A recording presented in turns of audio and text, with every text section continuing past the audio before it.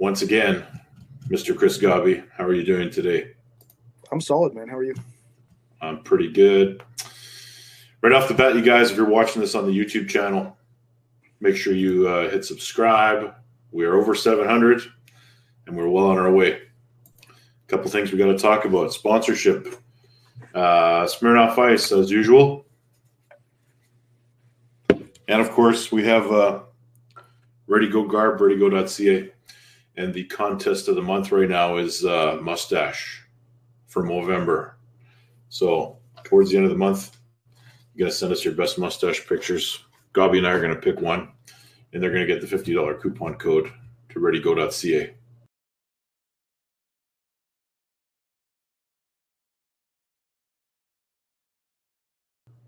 You look like you're rocking the whole beard there, buddy.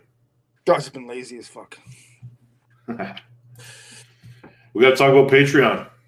We're up to 5. Sweet. So we got Tier 1, Brandon Irwin, Jorn Harold Hebu. Tier 2, Sean Russell, Bernie Marcocia, and welcome Lucas Raymond, who not only jumped in at Tier 2, but he hit an upgrade. So, man, we appreciate you. Wow. Yeah. Impressive. And we got a whole bunch of stuff to talk about. So right off the bat, man, let's talk about my upcoming match. I know it's like eons away, but we never really unpacked it very much. Nope. It's evolved now from being just Passmore to a 4-man bracket, and I'm not sure how that's going to shake out, but what are your thoughts on it? Well, so I see it's you and Paul, and then Travis and the guy from California. What's his name? I forget. Topi, yeah, Robbie Topi. Yeah. So the winner faces each other for the money. Is that it? The way I thought it was going to go down is I would keep my match with Passmore. Topi would have a match with Travis. Then the 2 winners would face off. So best of 5, and then the final would be best of 5 as well. I can't believe Travis is going to Edmonton for $1,000. Well, he might not be going just for $1,000. Like, I'm sure there's side deals with every arm wrestler that's on the card. It's an additional incentive for us to win. Hey, man. I mean, this promoter seems like he's trying to lure out some big names to a place that's not the most glamorous place on earth. So power to him. I mean, I hope it works out. Yeah. It looks like a dynamite card. There's some interesting stuff happening, too, because Country Crush put a bounty on Travis's head. A bounty? How so? He offered up $500 to the first one in our bracket that beats Travis. See, that's dangerous because Travis will read that and Travis will. I said that, or I pointed that out earlier, that Travis might try to split the money with somebody. Yeah. But if nobody beats Travis, the $500 goes to the charity. I like it. Ray Cody definitely tries to funnel a lot of his money back into the sport. Yeah. So it's fun. It's interesting, and hopefully it's 5 $100 American bills, and not Canadian. Exactly. And aside from that, the card's coming together, and 2 weeks after I do that event, I'm pulling Cody Merritt in South Dakota. And props to Cody. I mean, Jesus, gold medal winner in senior and master class. World. Huge endeavor. The last man to do that was Ron Bath in 2006 in Manchester. So big respect to Cody. Huge week for him. Yeah. Candy says, I think they're still discussing the format for y'all's match. Yeah, they are. We are. Jeff hasn't decided yet. I told Jeff that I wanted to keep the opening round match with Paul, because that's what we had agreed to originally. But whatever's okay with the other 3 guys, I'm okay with as well. For sure. There's no money for second place, so it really doesn't matter. Right. Yeah, and like we said, congratulations to Cody Merritt for, double golds once again. Huge. And just so you all know, when this goes live on YouTube, this video, following this live video that gets edited and put on YouTube, there will be an interview with Cody Merritt at the end of it that we're recording on Friday, and we'll go live on Monday. And the Travis deal? Oh, yeah, let's talk about the Travis deal. So Travis came on, he called in, and he started talking some shit on our show a little bit. And today we're going on his show. So I assume that's getting recorded. But we will be guests on Travis's show if Artem can figure out how to do it for him. And I guess we'll be calling in probably on Skype. And that will be posted once all the editing is done. Fair enough. Yeah, so you better be ready, Gabi, because I think he's coming at you hard. Well, that's the thing, right? The question is, can I get any words in edgewise? We'll see. Yeah, that's one way to win an argument, is never let the other guy talk. I mean, he came on our show, and I gave him a wide berth. So yeah, we'll see if it's reciprocated. Yeah, still one of our most popular shows we've ever done. As it should be. So I'm gonna throw a few things out there. Let's do our Q&A. And well, I'm going to read a few emails first, but the Q&A will be worked into this. Unless you got something else you want to hit before we get into that. No, man. Okay, we got a lot, and there's a lot from WAF to talk about. But this one, Arm Wrestling Phils. Thanks for answering my question. Watched it this morning here in Manila. Good insight and interesting on your split opinion. He was the guy that asked if Bowen had a chance in Zloty. Keep it real. Don't sell it to Travis. Maybe an idea for a topic for an episode. It will take some time, and I don't know if you could get Eric Roussin to help you guys on this, as he has the Arm Wrestling Archives, and don't know if your show would cater to arm wrestling evolution and history. It'd be interesting to see the various forms of arm wrestling that are indigenous to countries and do a little bit of arm wrestling history, just like arm sumo in Japan. Here in the Philippines, we have something called Bunong Braso, basically like arm wrestling, but done wrist to wrist. There are different rules set. One just like standard arm wrestling where you get pinned and you lose. The other where you need to be counted for 3 seconds while pinned. He's going to send us a clip, and if you send us a clip, we'll put it on the show for sure. I'm pre-colonial Philippines. We had tribes that were ruled by datus, which are chieftains. The datu, there were several tests: wisdom, bravery, wealth, and strength. There were several methods to test strength, but one of them was arm wrestling. Interesting. That was the email. Wow, Philippines. So we don't know. We don't know if we can get that done. Maybe we can do a little something on that. We need to make it fun for everybody. A little history of arm wrestling piece. Candy Withrow Passmark. Do you think the 4-round guys will still be good to pull the tournament afterwards? Goes for all the super matches, really. I think probably of all of us, Candy, the guys in the 4-round bracket, the 4-man bracket, will have the least chance of being fresh and healthy enough to pull the tournament. What do you think, Gabi? Well, of course you wouldn't be fresh, but I mean, healthy enough to do it. Yeah, you should pull. You should. I mean, Travis won't. He may or may not. But I think when you have a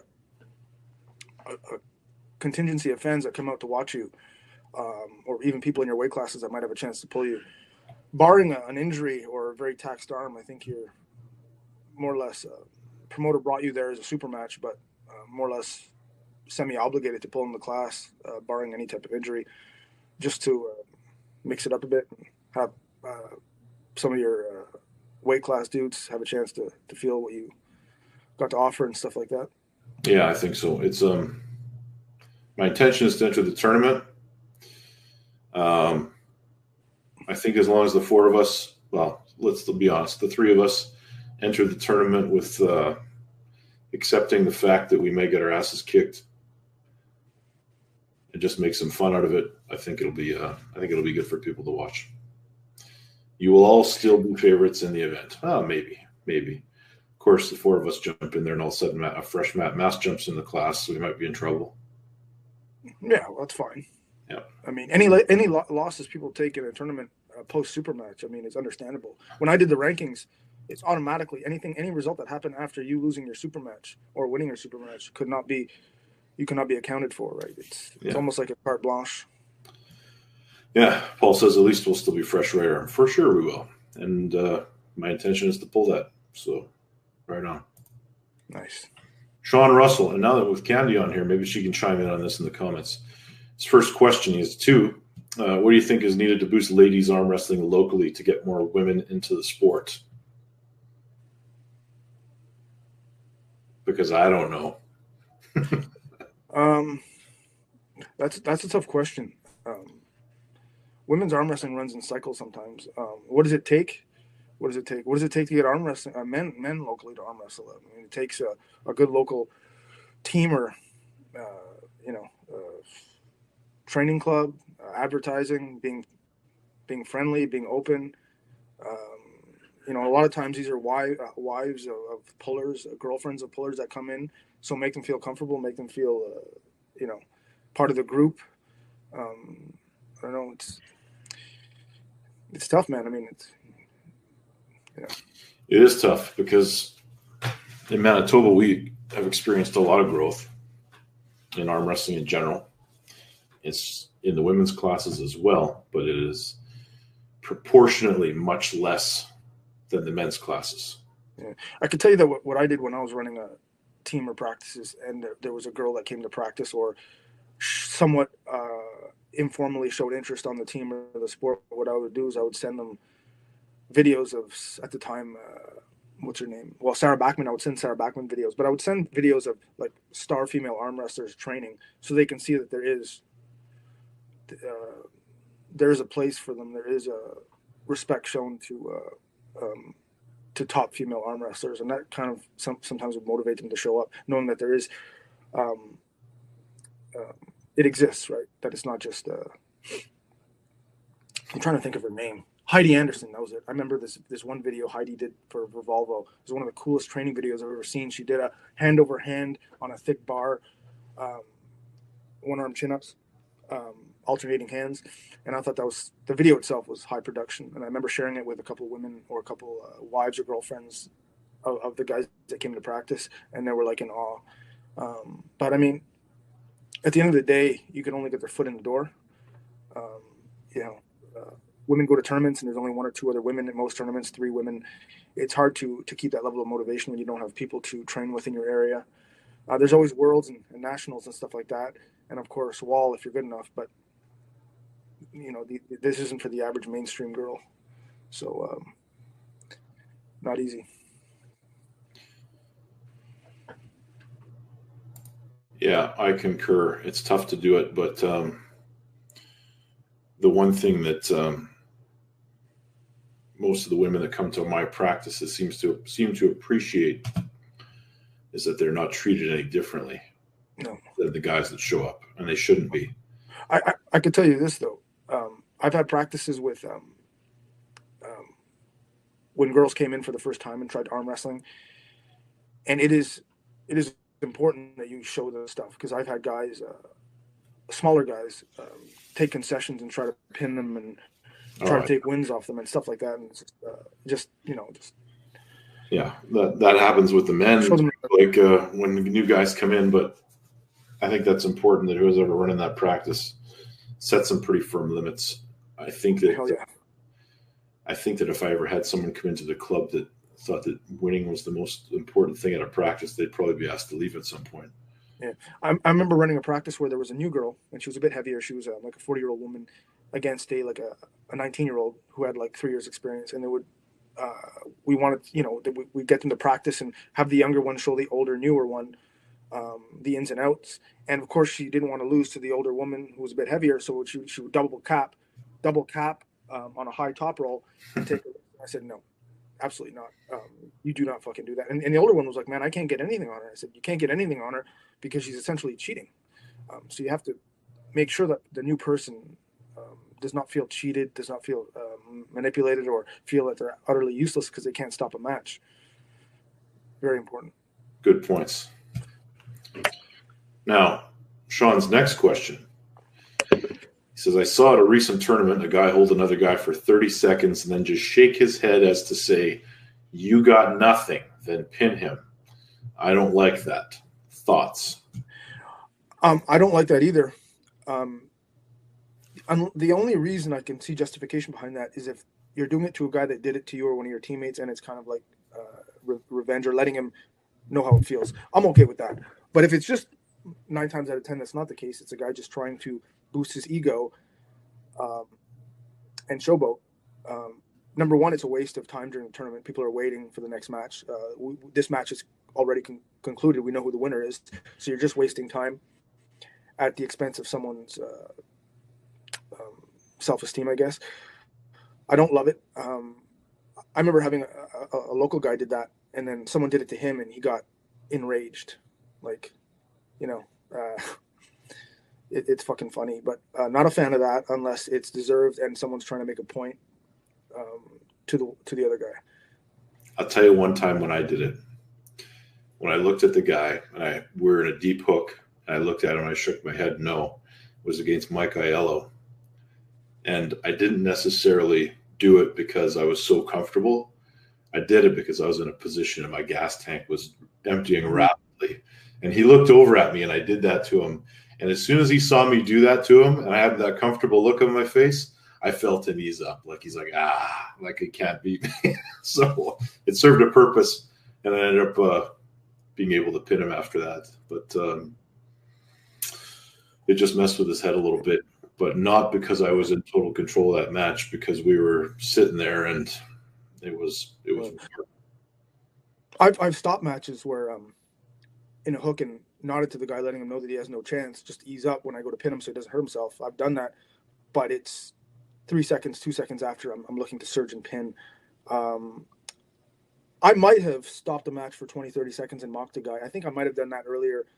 But I know that if I did that once, and I believe I might have, I did it to prove a point because he did it to a novice. I believe he did it to a novice, a beginner. So I did it to him, and he was not happy about that. Well, that's just a little bit of letting him know what it feels like, and I don't think he ever did it again. But other than that, I've not endorsed, not a big advocate for embarrassing people. No, of course not.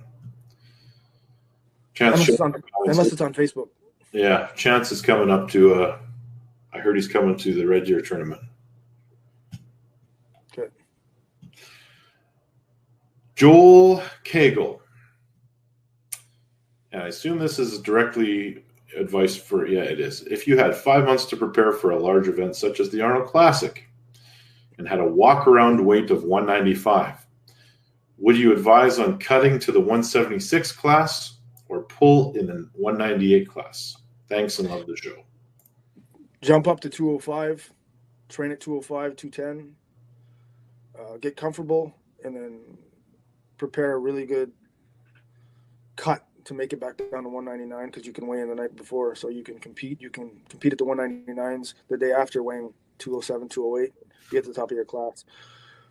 195 to 176 is a big cut. And 195 to 176 is basically a light heavyweight to a middleweight class. If you're 195 and you don't think you compete at 199, you go to 176. My advice to you is get stronger. Yeah, that is exactly what I would have said. I would have said go up over 200 pounds and cut. You have enough time to put on that extra mass, and it would be a very easy cut. I mean, unless of course the guy is 5'6", 5'7", overweight, and 176 is an ideal weight for his frame, and 5 months is fine, and he stands zero chance in the 199. I mean, there are some cases where I would encourage that, but I assume because we're talking about 5 months of the Arnold Classic, we're talking about a pro, not not a chubby beginner. Well, that's the thing with the Arnolds is you never really know. Like you get a mixture of newer guys and the elite. So this next little subject we're going to talk about is from Martin Langlois, sent in updates. Silver medalist at Worlds. Silver medalist at Worlds. Also, Silvio Bork got a gold medal again. Holds the record for Canadian medals at the World Championships. More than Earl? Silvio has 26 medals. Wow. So he may actually have taken over from Earl. Good job, buddy. So a few things coming out of WAF. Of course, let's talk a little bit first. The IFA has announced that the World Championship that they're holding next year, they haven't had theirs this year yet. It's coming up in December, but next year they've announced that it's going to be, well, they haven't really announced it other than the United States Arm Wrestling Association has been seeking sponsorship to hold it in the United States with no date or city announced yet. So that's big news. But WAF has come back here after holding their Congress, and there's a whole bunch of things to talk about. Number one, that the WAF will be at the 2021 World Games in Alabama. Now, is that the Olympics? That's not the Olympics. It's called the World Games. So it's kind of as high as you can, this is what I'm told, as high as you can get before the Olympics. So it's the tier right below the Olympic Games. As a spectator sport, with a handful of countries being invited to compete in the spectator sport, limited weight classes. Canada is one of them. The United States is obviously one of them. One competitor qualifying per weight class. And this is what I gleaned from my conversation with Joey earlier today. So 2021, Alabama. February 2020, North American Championships will be in Mexico, and the Pan Am Championships will be held in Costa Rica. So February, North American Championship in Mexico. June, Pan Am Championship in Costa Rica. And from what I'm seeing here, they will both be aired on the Olympic Channel. We'll see. Yeah. Now, WAF is saying that they could be an Olympic demonstration sport, or a spectator sport rather, or whatever it's called, demonstration sport at the Olympics, as far as, or as early as 2026. Now, here's the thing. If WAF gets into the Olympics, that's huge. That would be a dream for arm wrestlers that started off thinking maybe someday they would get to that level. When I started in arm wrestling in 1997, Miles Wilco was selling T-shirts that said Arm Wrestling Olympics 1998. And I believe that since the 70s, people have been talking about arm wrestling being in the Olympics. And so, of course, it will be void of Poland, Finland, and Sweden. Right. At this point, it would. Yeah. At this point, it would. So those are the three dedicated nations that have officially left WAF. The rest, there are several other countries that have a kind of a toe in both worlds. Yeah. Like it's.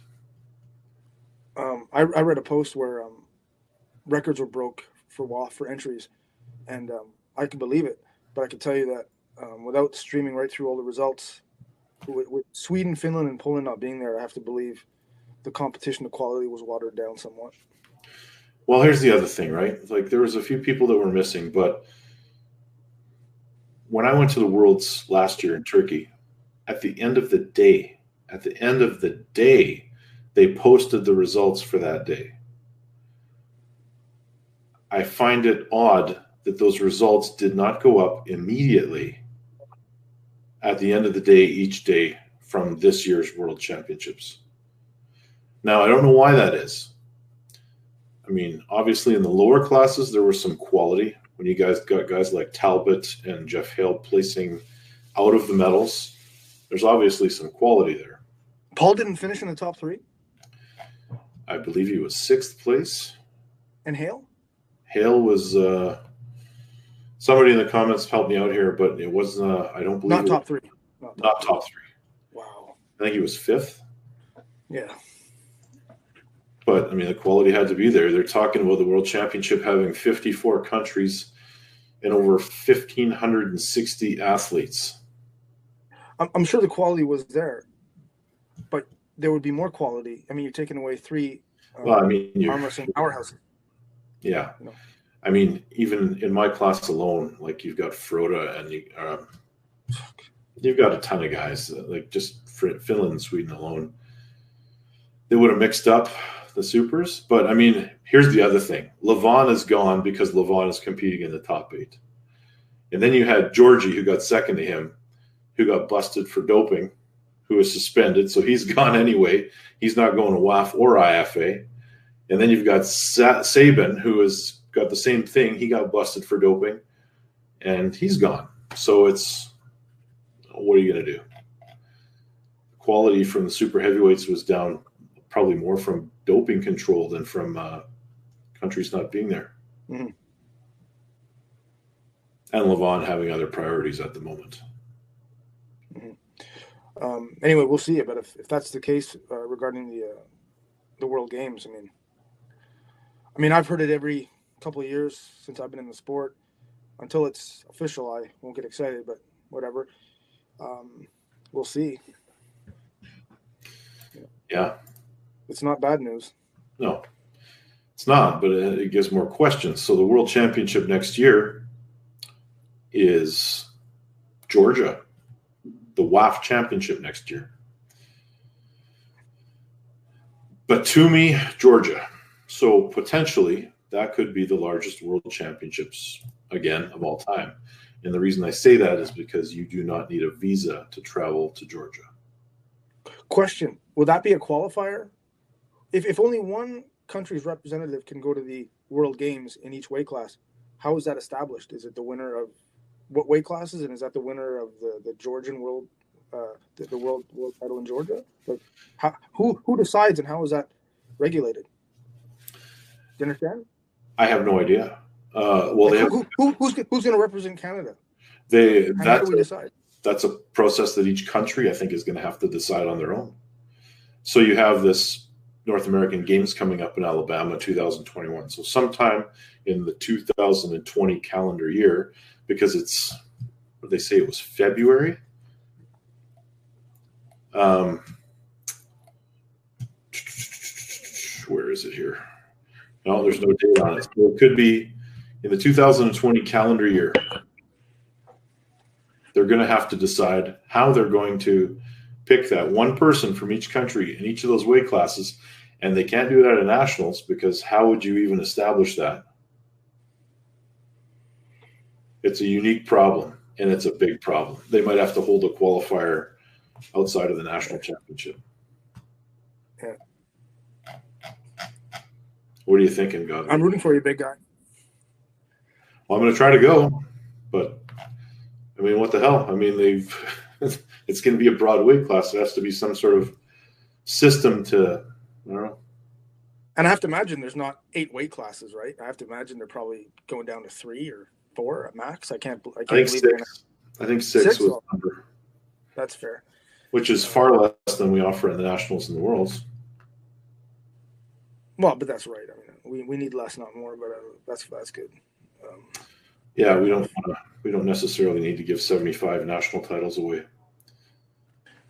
And that's just in the open. That's across all spectrums, is it not? That's the Masters, Grandmasters, all that stuff all added in together. I'm just exaggerating for effect, yeah, but it's a big number. Here we got a guy in the comments saying Derek Haggart, 132 or 138 would be great. Yeah.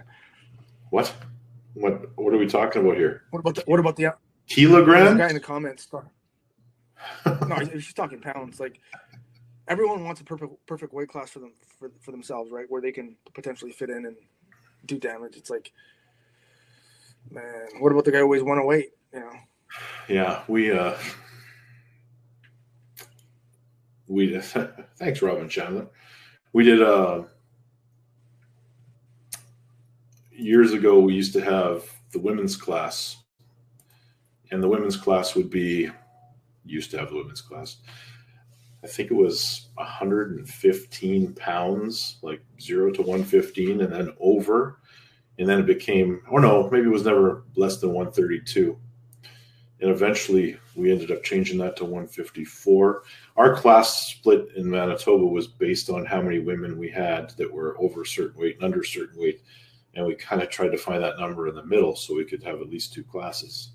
Now there's a lot more, so we can have up to, I think we have 3 right and 3 left for the women, maybe more at the provincial championship. But, for me, weight classes never mattered. I've only made it to a lower weight class once in my life. And you look like shit. As an arm wrestler or as a male no. Man, I think we're talking 240, right? I mean, I think your goal is 300. I think anywhere between 280, 290, and 300, you look awesome. You look big. You look lean, healthy. Maybe it was just a shock of having you go down to 240, but I don't know. I don't know. You did not look great at 240. I think 300 is a great, or 280 to 300 is a great target for you. I felt awesome at 280. Yeah, well, that makes sense to me. When I decided that I was going to go from 280 down to 240, I made that decision because I wanted to go skydiving. Oh, okay. I didn't know that. So I starved myself because at 280, I felt good. Fair enough, man. I was pretty lean. Going to 240, I still won a national title, but boy, did I have to fight. And I looked on top of the podium, I looked tiny next to Matt Mask at 240 pounds. But never again. So 300 is the goal. Good to hear. Yeah. Oh, my wife says that 6-pack at 240, though. Yeah. What else we got, Gabi? Fuck. Any Canadians going to the Arnold in 2020? I was thinking about it, Joel, but at this point, it's just not realistic for me. So I'm going to hold back. And if a few things happen that change my situation, maybe they would take a late entry into that. I'm not sure if Denise and Leonard would allow that or not, but we'll see. Why is it not feasible, dude? Mostly cost of travel and time off work. So it becomes, it's a week, man. Like you gotta be there for a rules meeting on a Thursday. You compete Friday, you compete Saturday, you fly back Sunday if you're lucky. It's several days to take off to be an arm wrestler again. So, I think my family would rather go on a vacation somewhere else than Columbus, Ohio. I respect that. Yeah. So I may go. We'll see. Yeah. What would it take to get you out here, Gabi? What's the number? The number shouldn't be big because, but I don't like to travel and I don't like time away from. I don't have family, but I have a dog that I hate being away from, even for like a day. So it's. I don't know. I can probably be done. Bring your dog. Yeah, maybe. And I drive, right? I pretty much prefer to drive everywhere I go. But it's doable. I mean, if people want to, if it's for my own personal gain, probably won't do it. If fucking people want me there, and a group of people want me there, I'd probably do it. It probably would, just maybe just cover expenses. It wouldn't be anything crazy. I guess it would more have to be that there would have to be a large number of people that would want to see me there, for me to make it worth it. It's more that than a question of money. So Robin Chandler says, "Hope you go, Chris. I'm going." And Michael Nance says, "I was 206 this morning, just 100 more, and I can finally pull Gabi class." Oh, it's lowbrow. Nah, it's all good. I love it. Yeah. Nance is a fan. He's all good in my world. Yeah. All right, buddy. What else you got? Well, I wanted to ask you, you're going down to 300, and I applaud that. What's the? I've read a couple things on Facebook where you're trying some type of new. I read the Netflix thing where I don't know. Are you going plant-based? Like, what's your tactic? What's your angle? Netflix thing. I commented on the Netflix thing because somebody asked me. Was that the comment about that Game Changers documentary? Yeah. I was critical of that now because I'm not going plant-based. I think that anyone that is, there's many obstacles for people that are in strength sports or strength athletics to try to be plant-based. Game Changers left out a lot of facts. I don't believe humans are meant to be strictly plant-based. We are omnivores. We are meant to consume meat and animal-based proteins. I'm not doing that. Okay. I am doing a few small things that will allow me to get down there. One of them is experimenting with exogenous ketones. That's the other thing I saw, yeah. Yes. Plus intermittent fasting, plus removal of gluten.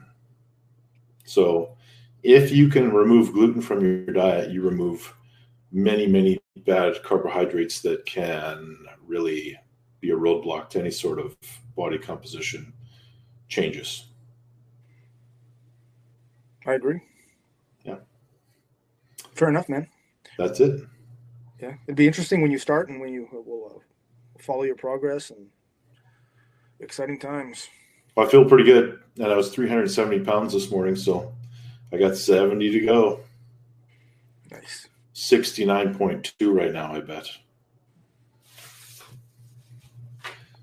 Yeah, and what's cool about 300 pounds is you arguably won't lose any strength. That's the plan. You look better, be healthier for your family, and etc. And you can still be a strong badass. Yeah. Yeah. What else you got? What else you got for me? How's training going? Training's going wicked. I see all these videos and all these guys posting these videos on side pressure training because it's the flavor of the month right now with the Todd Hutchings system and all the vectors he's training, and Bowen doing his side pressure videos with little scales that we can't really see what he's doing, what he's lifting. Claiming it's 54 kilos or whatever it was, 60 kilos. I want to know, is it a true 60 kilos or is it on a 2 to 1 pulley? What's he doing? Because I had 250 pounds on my pulley this morning, but it's 1 to 2. So it's 125 pounds of side pressure.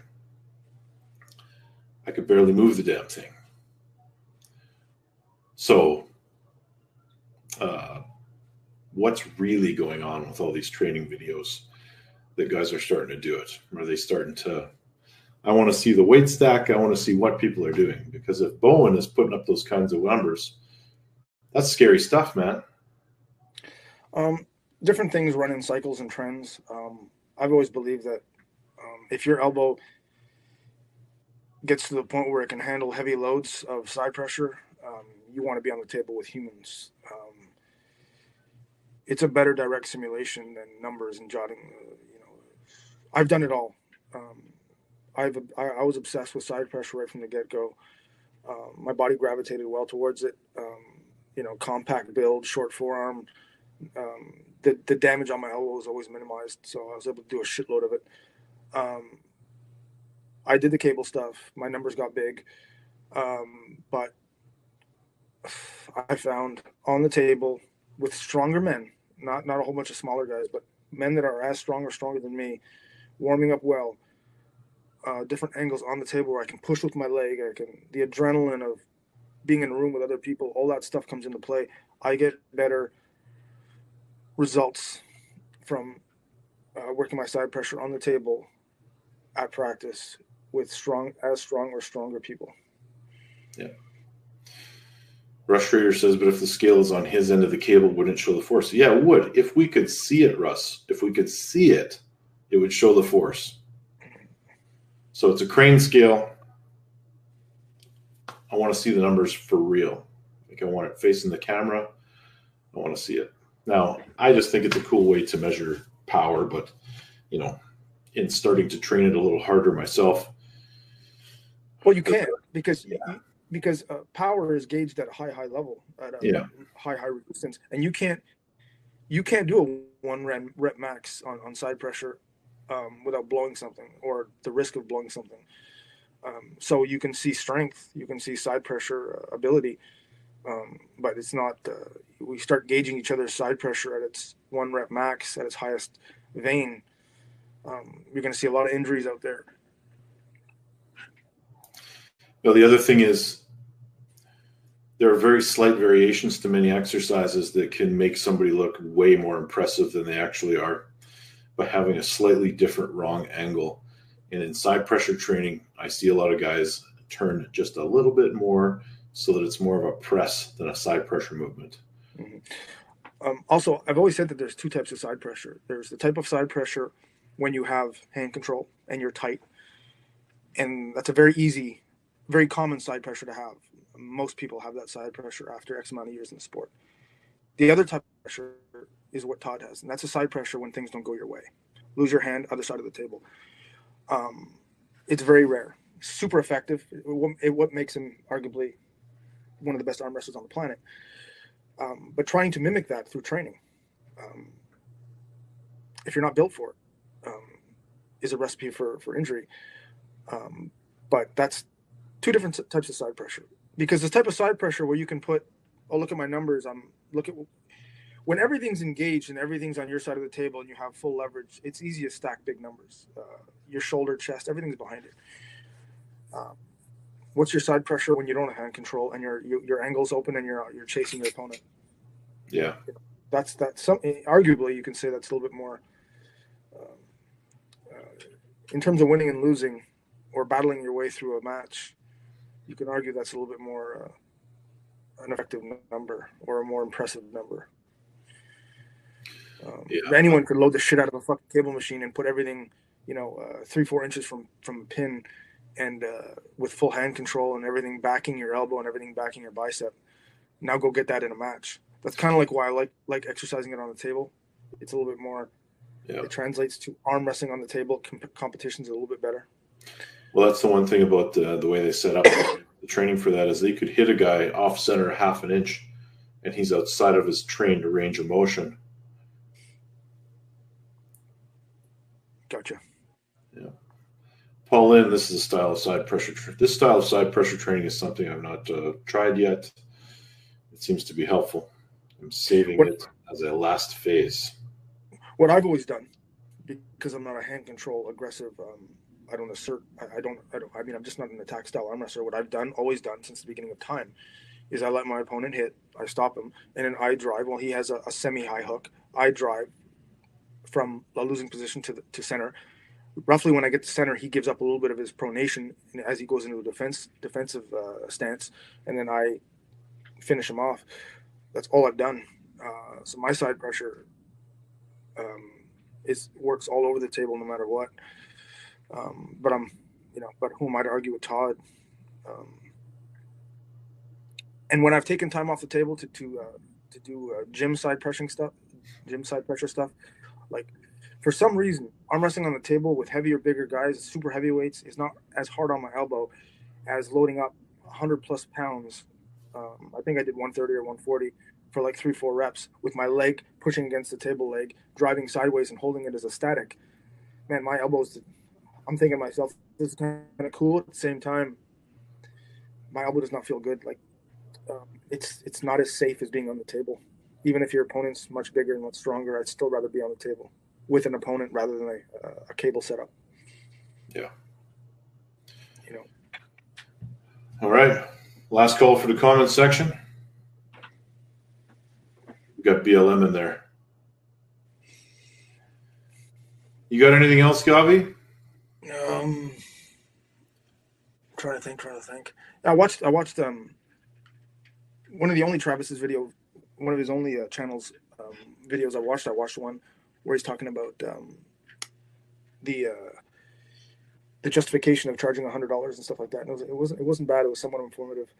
I detected a little bit of BS there, but anyway, if we end up getting on a show in a couple hours, we'll delve further into that. I'm sure he'll find it welcome. Yeah. So if you guys are just tuning in, be aware that Gabi and I are going over to Travis's channel. We're going to be his guest very shortly. I do not think it will be live. I think it's going to be recorded to be posted at a later date. And if you guys didn't hear at the start, when this video goes on YouTube on Monday, it will have an interview that we're doing this Friday, schedule permitted, with Cody Merritt, the 2-time world champion. 2 weeks ago, he was the 0-time world champion. Now he is the 2-time world champion. Mm-hmm. Huge. An arm wrestler we know just tore something in his elbow working with 130 pounds maxing side pressure. So our team is no longer doing 1-rep maxes. Stay healthy, stay strong. Yeah. The funny thing with an opponent, a smart opponent on a practice table, is he can kind of detect when you're in a bad position, and he can kind of concede or come back to you, so you can still retain resistance, but out of a chance of getting hurt. 100+ pounds on a cable machine going straight sideways is not forgiving. It's just not forgiving. It doesn't care if you're in a bad position. Its force is, its force does not change. It is not shift because you're in a bad position. It does not forgive. It's just, I don't know. But Todd does it in a very scientific way. He does it in a very regimented way. And he's the ambassador for side pressure in our sport. So I find myself not agreeing, but in the same way having to concede to his wisdom. So maybe it works, man. I just, like I said, I'm more comfortable. Well, I'll tell you one thing. My goal is to have a true 200 pounds of side pressure by the time I get to that event in August.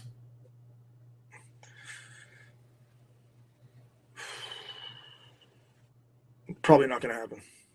You wait. 400 pounds on my pulley machine. You're not really mechanically built for it, dude. That's bench press 600-700 pounds. I believe it. I've already done that. I know, but I'm just saying, 200 pounds of direct weight on your elbow at your height on that table. If we can adjust the table and bring the table up 6 inches, maybe. But where the table sits at your height, to see a 6'4" man put 200 pounds of pressure on the side pressure parts, and you're not a press guy, right? That's direct side. I mean, I'd like to see it. I don't really want to see it because I think you're at that point, your chance of injury is huge. But hey, man, goals are goals. So goals, set them high. Rock and roll, yeah. All right, let's get out of here. And we'll see you guys in the next couple of days over on Travis's channel. Yeah, that should be fun. Yeah. All right, Gabi. We'll see you in a couple hours. Yes, sir. Take it easy.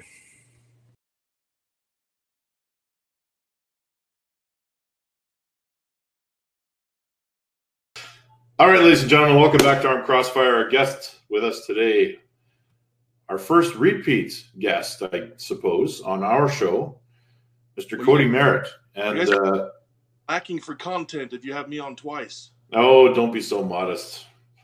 We have now but when we had you on before, you were like a nobody. But I still am. But now we've got a 2-time world champion and the reigning, not only masters, but senior. And senior means open, so don't take that the wrong way. So the open and the masters left arm world champion. Yes. Welcome to the show, Cody. Welcome back. Thank you very much for having me. I appreciate it. So tell us a little bit about your experience going over there at WAF. And how does it compare to, I guess, your previous experience at WAF, other than the fact that you're now the gold medalist? Can you talk a little bit about that? Well, first of all, like Chris asked me before we went live how the flights and everything were, and I tell you what, I hate flying long distances. Ryan, you probably understand this completely. Airplanes are not made for men of our stature at all. I usually take my private jet, so I don't have that problem. Well, next time I need to go, maybe I'll invite my good friend with his private jet. No, it sucks. Going out there, the total travel time was like 19 and a half hours. The longest flight was 8 hours. That was from Chicago to Amsterdam. And it's not fun. You're just beat by the time you get there. You're up for like 20 some odd hours straight. And then you got to try and stay up so you get used to the time change over there. So you're sleeping regular schedules. That's one of the reasons I went 10 days was the total trip, but we got there about 4 days prior to having to compete, which gives me a little bit of time to kind of adjust to the time change and all that good jazz. So yeah, it's kind of a process, but also gives you an opportunity to travel around and look at the country and see what's going on there. So I can definitely empathize with the travel situation. Yeah.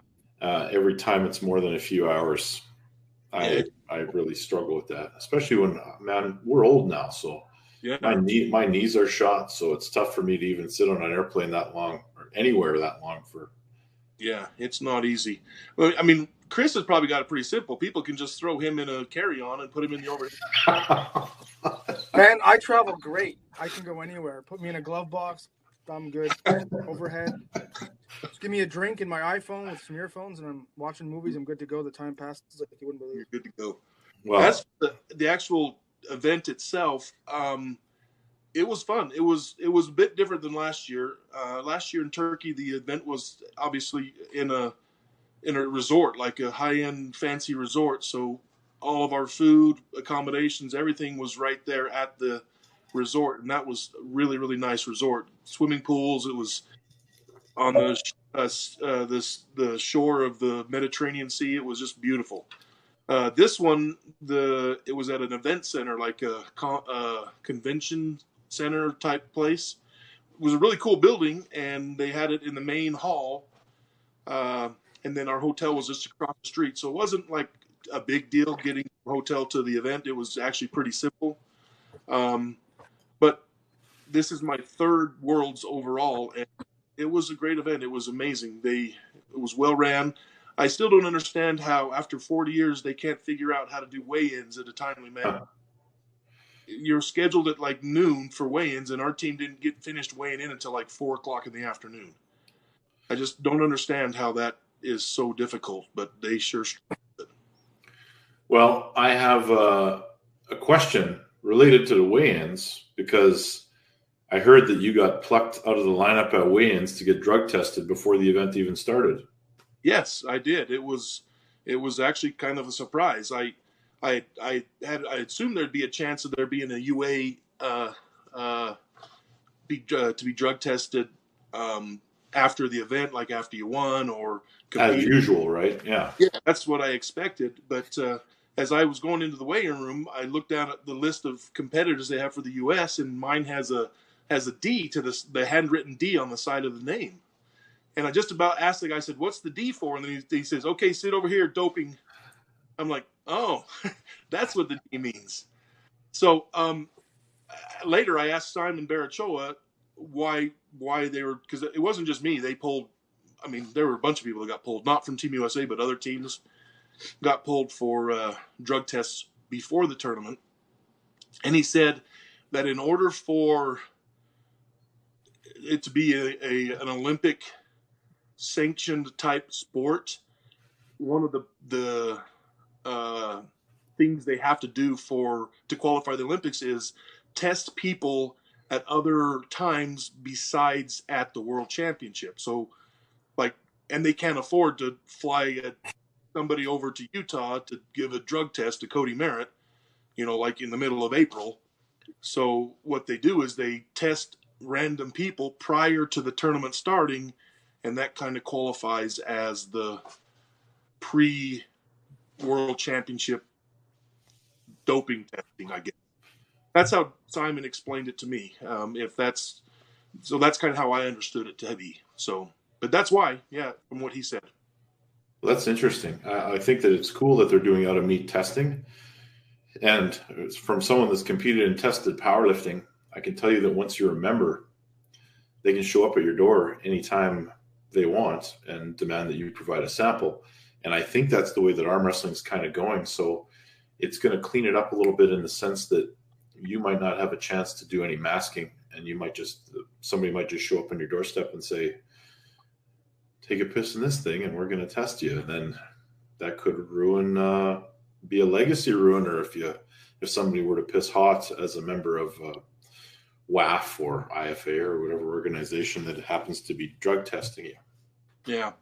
And it's I think it's a good thing as well. It's,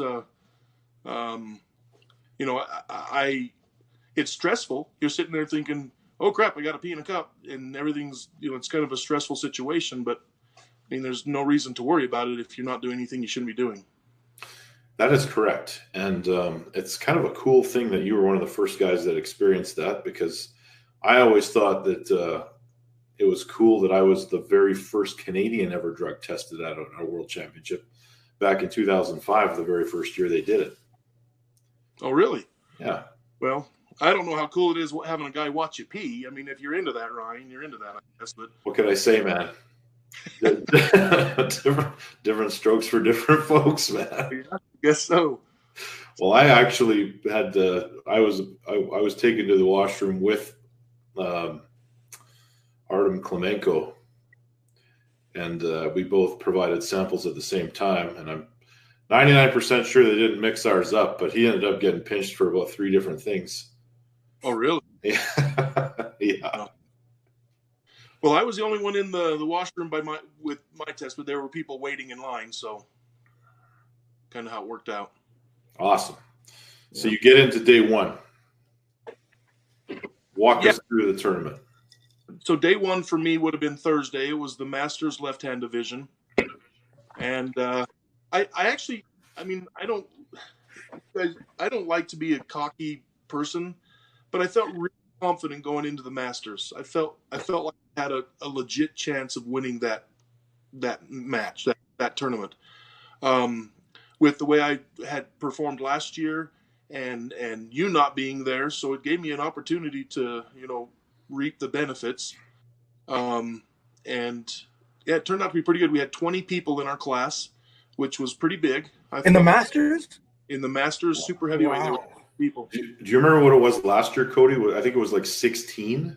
Yeah, it wasn't quite that big. Yeah. Yeah, it was right around there. So we had 20 people there, and I don't want to sound like, I hate it when people are like this, but it was relatively an easy go. The championship match was against a guy from Germany.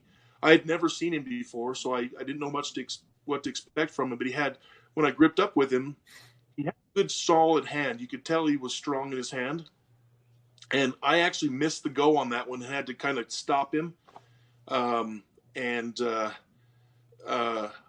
When I stopped him and regripped, I actually elbow fouled. So they gave us a restart. And on the restart, I just kind of clamped onto his thumb and didn't even let him get his back pressure, and kind of just controlled him and brought him down. And then in the finals, I could see he didn't even chalk up, so I knew he was going to try and slip. And I just basically did the same thing, just grabbed a hold of his thumb and wouldn't let go and put him down. He's a nice guy, really good guy. I didn't speak very good English, but very respectful, very, very generous, and he was a good competitor. So awesome. Now I need to ask the question, because I didn't notice any of the typical Russian jerseys in any of the tournament. Did they have a team there? Oh yeah. Oh, they had a big team. Okay. Matter of fact, in the open class, the guy that took third was a Russian. Okay. I actually traded jerseys with a Russian. Their jersey was really cool this year. It was like this olive green color. It had like their big eagle, kind of an off shade of that in the background of the shirt, and then said Russia on the back. It was really cool. I mean, it wasn't as cool as the Team Canada shirt I got last year. Yeah, I kind of feel that way about my Team USA shirt that I'm rocking here. Okay, enough of this. Come on, guys. Let's keep it objective here. There's no reason to be jealous, Gobby. My gosh. Gobby's just sitting there with his arm Crossfire shirt on. Gobby, I sent the jersey, but you could wear it as a dress. Tent. I'd fucking tent out back with it. You could start a family in that thing, Gobby. There you go. Yep. So you get through day one. Yeah, and you're gold medalist. I don't know how it was for you, Ryan, when you got your first world championship, but I was super emotional. Like, I was a freaking crybaby. It was so hard for me to control my emotions there. You're in a room full of these alpha males and you're weeping like a freaking baby. And it was kind of embarrassing, but I couldn't control it. It's a lifetime goal that I achieved, and I was super, super emotional about it, super happy. Well, what are they going to say? I mean, you just proved to them that you are, in fact, the alpha male in that room. Well, it was, I had never experienced emotions like that over joyous, like something that, you get sad situations where that happens, but not out of joy. It was weird experience for me and super cool. So that was one thing that really hit me on day one. Day two was right hand masters, and I really didn't expect much for myself that day. I drew George from Greece, who had beat me the year before in a war. I don't even remember that, but he beat me in a war in the B side, and I actually didn't. He'd knocked me out of the tournament. So this year I had him very first match, and I thought, oh crap, what a terrible draw. But I actually flashed him. I beat him rather easily, which made me get a little bit of confidence in my right arm and thought maybe my right improved a little bit, which it ended up doing okay. I felt like I had a pretty good tournament right-handed and ended up third. So you got a bronze medal. Yes, sir. And then moving into day three. Day three. I don't ever suggest anybody compete 3 days in a row. I don't know how it sucks. Last year, it is very difficult to do. My arm felt okay in the morning, like it felt like I was okay. But I tell you, like after the third match, it was not happy with me at all. You go up to the table and the adrenaline kind of like puts the pain away. But as soon as you're done with the match and you go back and sit down and just relax for your next match, it just starts throbbing. And I really struggled with that. I had my fair share of ibuprofen and Tylenol for sure that day. So just to try and control that toothache throbbing pain in my arm. Now, what did you have? How many guys turned up in that class? We actually had 29 that were entered, but only 25 competed. So somewhere we lost 4 competitors. So we had 25 in that class. Probably masters guys that were too sore to compete. It very well could have been. There were some masters that did compete. My second match was against the same guy from Germany that I had beaten in the championship. So, but I was really worried about that because having competed 3 days in a row, or being the third day of me competing, and one of my biggest weaknesses is endurance. Obviously, I'm not an endurance guy like Devin or some of these guys, can just go for days. I was really worried about that big of a class, and then me having my endurance not being the best that it could be. However, that being said, I did train endurance a lot. I did a lot of cardio trying to get ready, and in my practice sessions, I did a lot of negative position training on the table with the guys I train with, just to try and build my endurance up to keep me able to perform for longer periods of time. That, and I try to get in and out of a match as quickly as possible to save that energy. So I like to be quick starts and get it done quick. So that helped a little bit as well. Well, you mentioned Devin. I think that you are a better tournament arm wrestler than Devin Merritt is.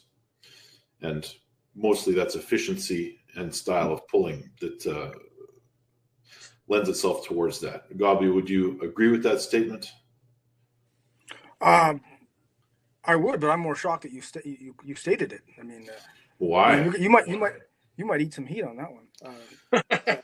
But I do agree with that. At this point, if I can't say someone's a better tournament arm wrestler than someone else, and if that's going to cause outrage, then bring on the outrage. Yeah. Well, it's not the statement; it's who it's addressed to. But because of his fans and stuff. But I completely agree. Kody's proven that he's an elite tournament puller. And when was the last time we saw Devin pull in a 25-man class of his peers? I don't even. And the last time he did, he didn't fare very well. So I totally agree with that statement. And big props to, just like you said, for Kody for competing in Masters and Open. I mean, like I said, we had Travis on the other day, and we're trying to figure out the Americans that have won gold in the Open. Like it's not a long list. So you were emotional and you were super happy, Kody, and albeit, but you have to realize that you're on a very, very, very short list, my friend. I mean, that's just the winning the gold itself is an accomplishment. But when you look at the history of Americans that have made that list, there's you can count them on one hand. So congrats, dude. That's insane. Yeah, that's Open class. Now, if you're going to go and say who's won the Masters and the Open, that list is considerably shorter. What is there? 2 guys that have ever done that? Well, I know the only one. Go ahead. The only one I know of, and that's because I was there physically, and I'm a huge fan of his, was in 2006 Manchester. Ron Bath won. Took second left, lost to Taras Rakin, and Trafford Tenor. Ron Bath won the right senior. He won Masters, and then the next day won Open right. So Open and Masters right arm, first place gold, 2006 Ron Bath. I'm 99% certain of that.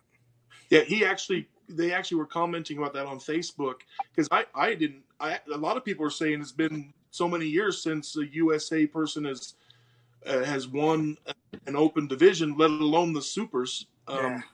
And they said they don't even know of anybody doing it, Masters and that. And then someone said Ron Bath did it, and Ron actually competed 4 days in a row. Right.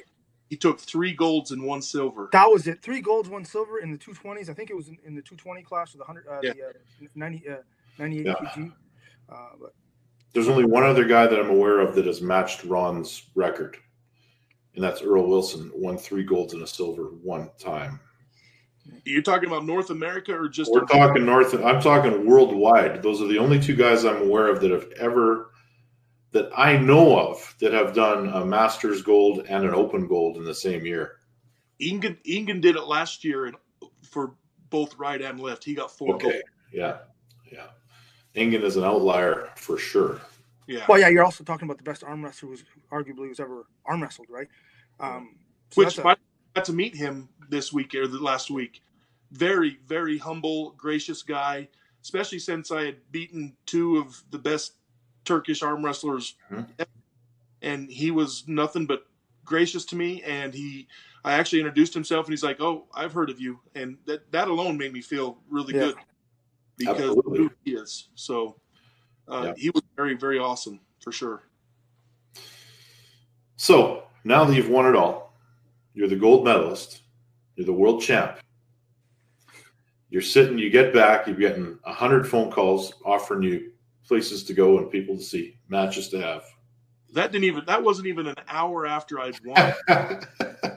I tell you, it is a great honor. It really is. And I probably reacted wrong. I was emotional and everything, but I got really frustrated about the whole thing. I'm like, just leave me alone. I want to like enjoy this, But seriously, it wasn't but an hour until I started getting messages about super matches with people, which I understand that they want to get their name in there and get this stuff going first. But I was just like, just let me be for a minute,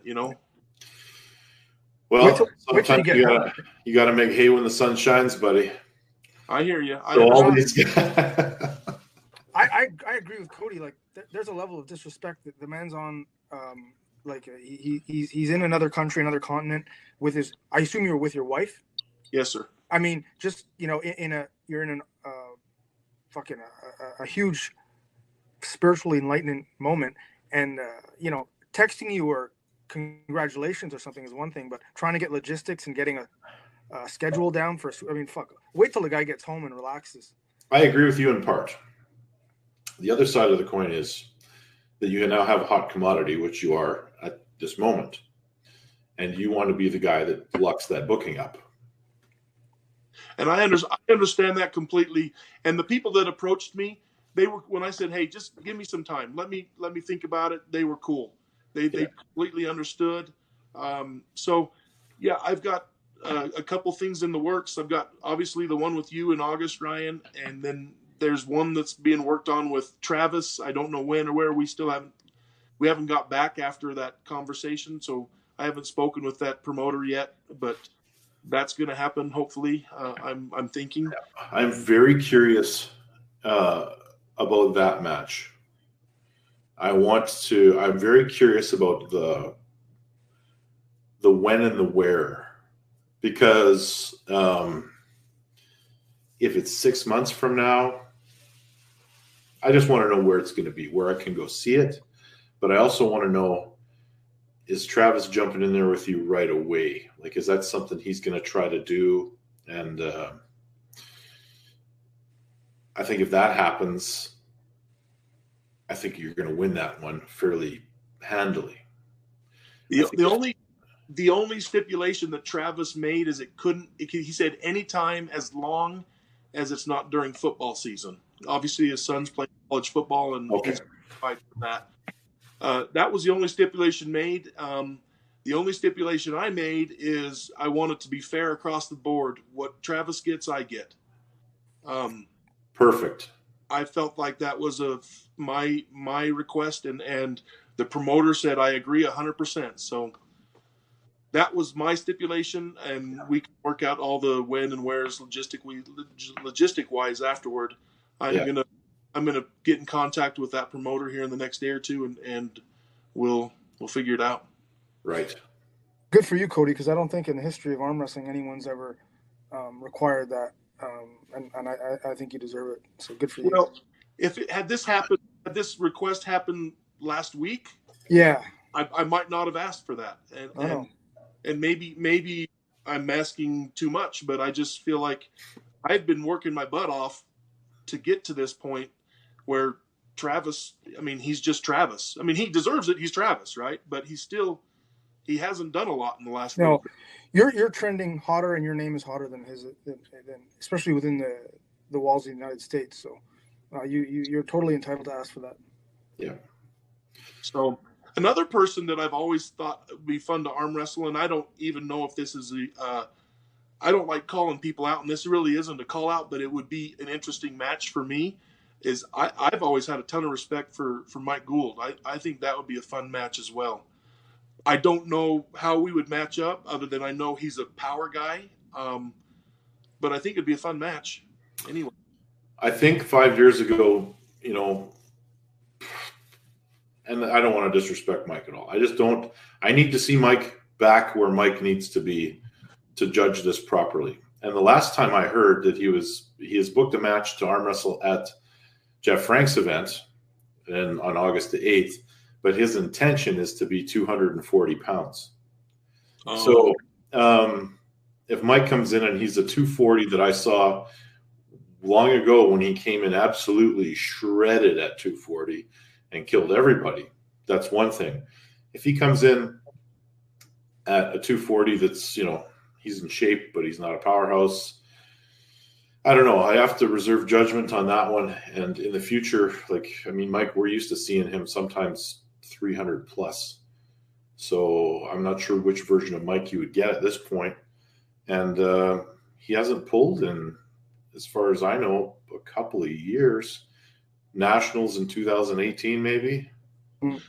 See, and I don't know for sure. I just know he's got a monster left arm, and that would be a fun match. And if it's something he has, I also would love to pull Christian Beanie, but he's probably done. His career might be over with. I don't know where he's at either, but he's one of those powerhouses, legends that you would like to have hooked up with.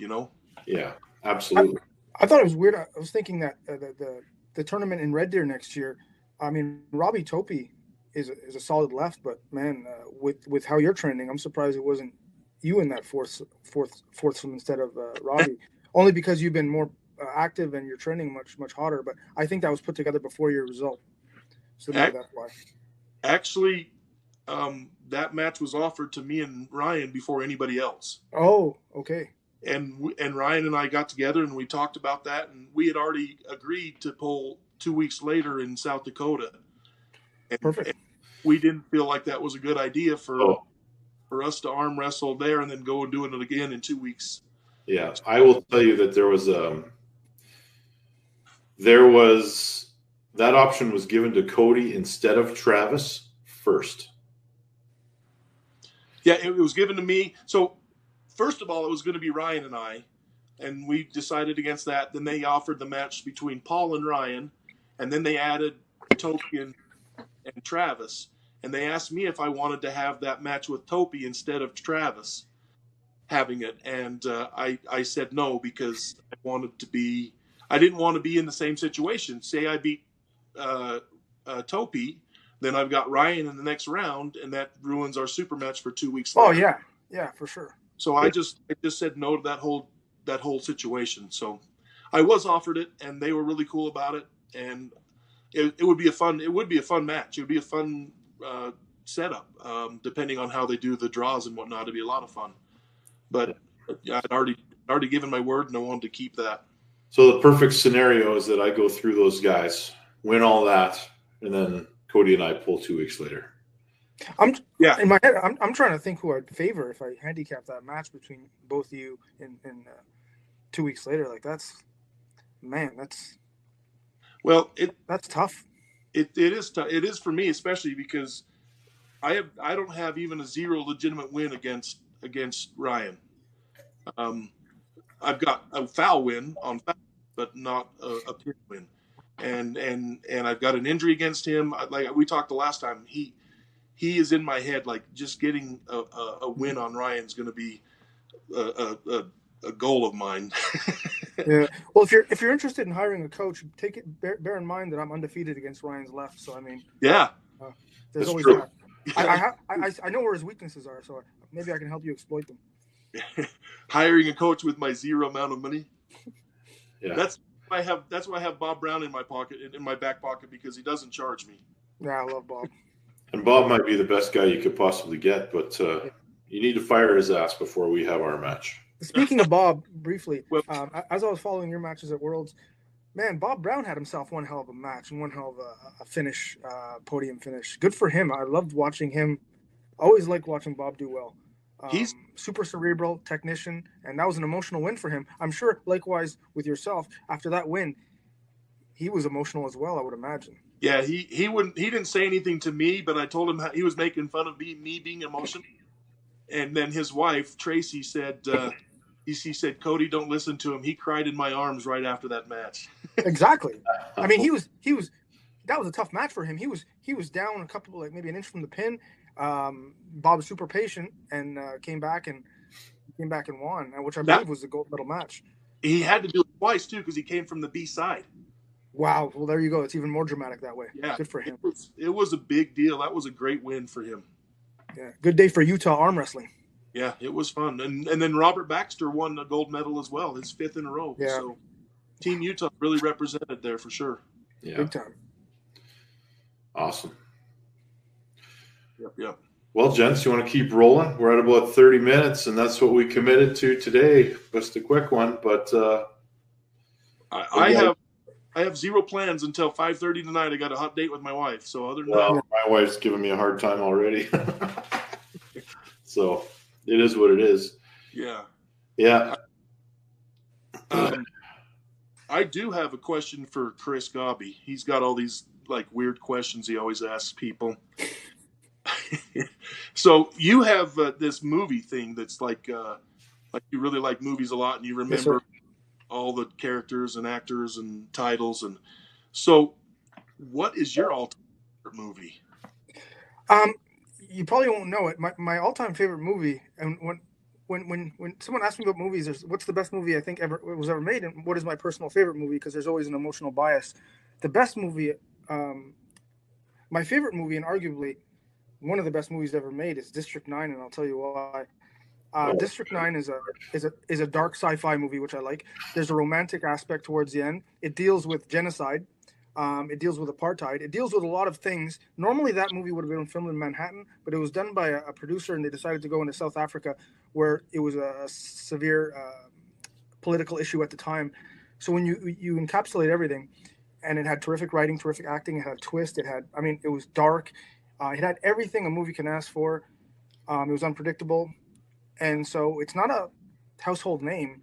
But I remember seeing it in the theater when it came out, and I remember going back and seeing it again. I own it, and to me, that is my favorite movie, and probably top 3-4 best movies ever made when you take into consideration everything. Wow, and didn't even have like a superhero like Wonder Woman. I'm not that guy, man. I don't like. I could tell you one of the best movies I've seen is called Midsummer, and I don't believe there's too many guys I know that can even stomach that movie. So I like dark. I like movies that challenge my senses, challenge my. I like movies that challenge me. I like dark, not overly violent, just dark and serious movies. I don't do well with. I like a good action movie, but I don't like when they combine action and humor. I don't like when they combine horror and humor. Like if you're gonna make a comedy, make a comedy. Gonna make a horror, make a horror. Totally commit to the genre, and I'll be on board with it. But today, to get to the mainstream audiences, they like to combine genres.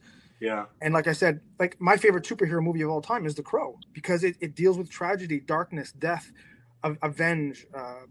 The whole movie takes place at night and in the rain. The guy's distraught. He's fighting. They killed his wife. I love that movie. I'll take that movie any day over Wonder Woman. I mean, I do know that movie. I do know The Crow. I've seen that one. Batman, the Batman franchise too, especially the one with Christian Bale. The darker ones, because it deals with pain. It deals with tragedy. Superhero movies that don't deal with darkness or tragedy don't really get me on board too much. I like things that can relate to life and not the rainbow part of life, but the more tragic part of life. Chris, you really need to find some joy in your life, dude. Dude, I have an awesome fucking life. I can get real serious and intense sometimes. Like, I got a good life, man. I sleep with tons of women. I have the greatest dog on earth. I watch movies all day. Life's good. I piss people off on Facebook.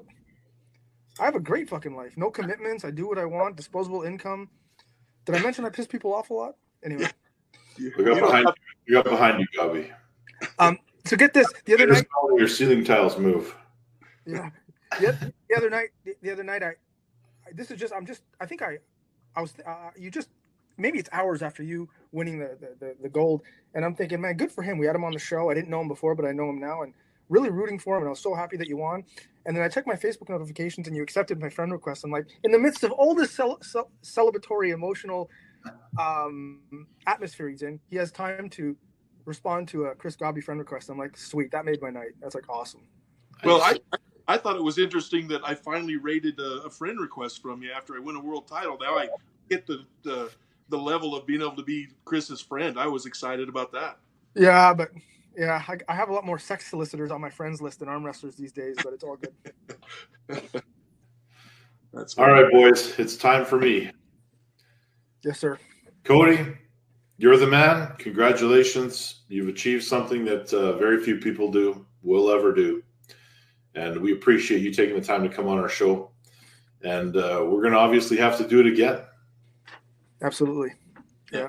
I really enjoy your guys' show. They're like I just did Jody's show, Arm Talk, and he's a lot of fun. He does a good job. But you guys do different stuff. You guys approach the content differently. You have super intelligent conversations. I really enjoy your show. I really enjoy it a lot. I like watching it, and I really appreciate being on it. It's a lot of fun. Well, thank you, buddy. And thanks. Take the time and really just bask in your victory and enjoy it, and have a wonderful date night with your wife. And man, you deserve it. What you did was epic. Well, thank you guys very much. I really do appreciate all you guys do for the sport. Thank you. No problem. Thank you, guys. Until next time. All right. Have a good one, fellas. Yeah. Bye-bye.